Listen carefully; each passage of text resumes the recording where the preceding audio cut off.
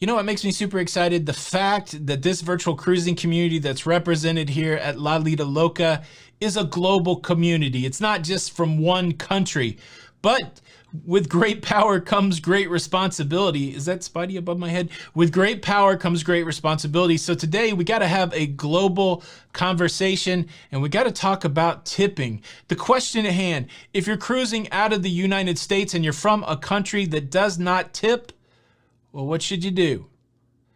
Let's talk about it.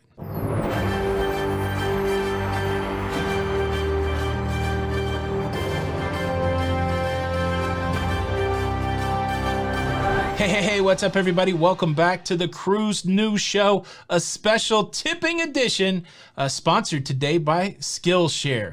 All right, let me frame the discussion. It is just that simple. Cruises leaving the United States, taking on passengers from abroad, passengers from foreign countries, and there are some countries out there that don't do tipping. There's some countries out there that tipping is offensive. Japan, for one. If you offer a tip to somebody in Japan, they will be offended. But there are many European countries, no tips are expected. Australia, New Zealand, no expectation for tips. People that are working over there not expecting you to tip them.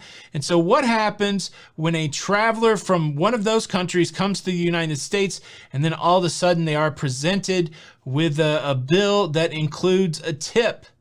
What should they do? Now, I've got some firsthand experience with this. I worked for a restaurant in Nashville, Tennessee, a fine dining restaurant when I was in my early 20s.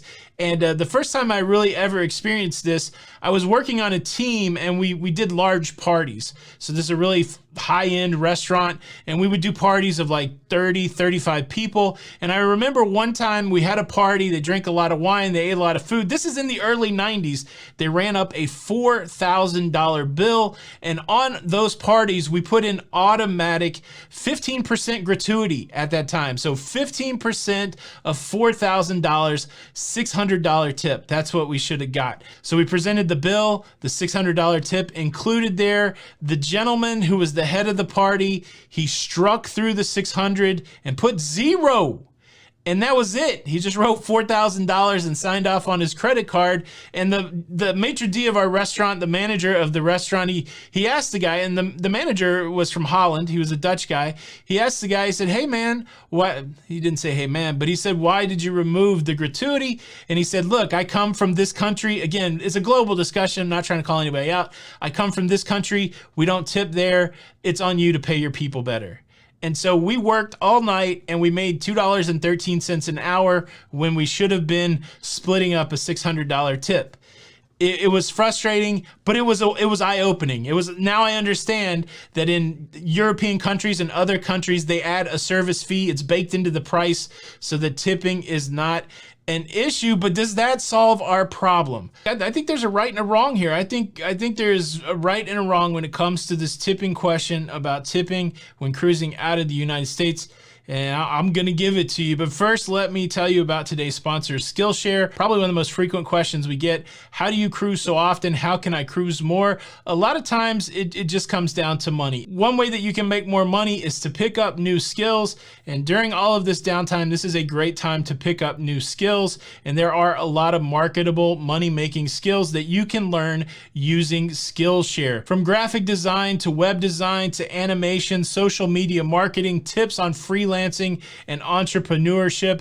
There is classes for all kinds of creative, curious learners on Skillshare. They have pre-recorded classes. They have classes that you can meet live. You really become part of a creative community when you sign up for Skillshare, and it's a great presentation. No ads, inexpensive. You can join for about $10 a month on the yearly plan. I've been working through this class by Martina Blvd. Be Your Own Boss: Strategies for Launching Your Creative Career. And it's chock full of nuggets.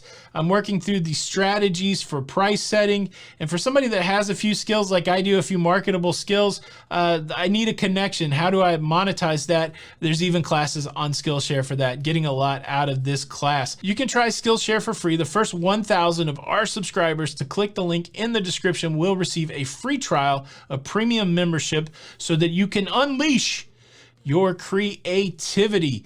Free trial. That's right. If you want to cruise more, learn a new skill and learn a new skill for free by trying out Skillshare. So what's right, what's wrong in this tipping question? Here's where I stand. Again, a lot of love. We're all family here. I'm not trying to be harsh on anybody. Here's the way it works for me. Let me give you my own personal experience. In 2019, I went to Japan. Before I went to Japan, I researched the tipping issue, and I read very clearly that culturally in Japan, if you try to tip someone who is giving you service, they find it offensive. And so I did not want to make a cultural faux pas. I did not want to be in Japan and do something wrong and them look at me like, look at this rude American. Didn't even try to learn about the culture before coming over here. And yeah, so that was my concern. That was what I based it on. Now contrast that with people that come from countries that do not tip. I've heard this from people. They say, look, we don't tip in my country. I'm not coming to your country and tip. How do we reconcile those two things? Who's right? Who's wrong? Was I wrong to not tip in Japan because that's what we do in America and I should just do whatever we do here? Or is the person that says they will not slide into the cultural norms of the country that they're traveling to? Look, I'll take the hard stance. I think the person that says they will not come to the United States and tip because they don't do it where they live, I don't think that's right.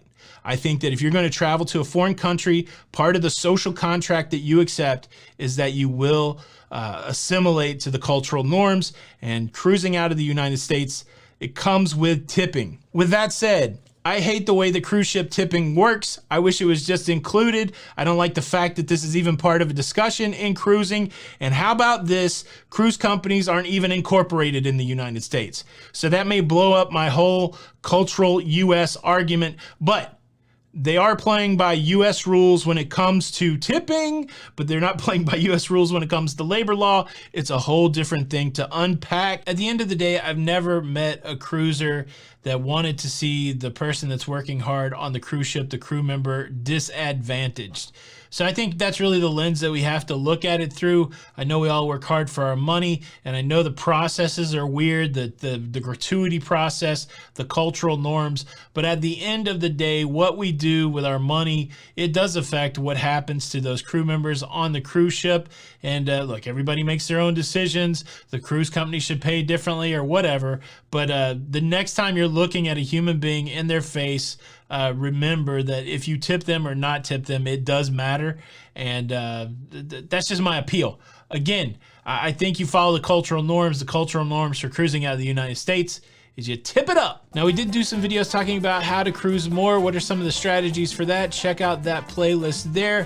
Thanks for watching the show today. Hit the like button. It's Tony with Lido Loca, and until the next time, we'll see you on the Lido. Bye.